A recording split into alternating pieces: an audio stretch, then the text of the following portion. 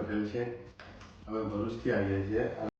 અમારા વાઈફને લગભગ 20 વર્ષથી બંને ઘૂંટણમાં દુખાવો હતો, જેનું ઓપરેશન ડૉક્ટર અજય વાલા સાહેબે કરેલું કૃષ્ણા હોસ્પિટલમાં, અને એમને અત્યારે રિકવરીમાં 90% જેવી 10-12 દિવસમાં આવી ગઈ છે અને બહુ સારું છે.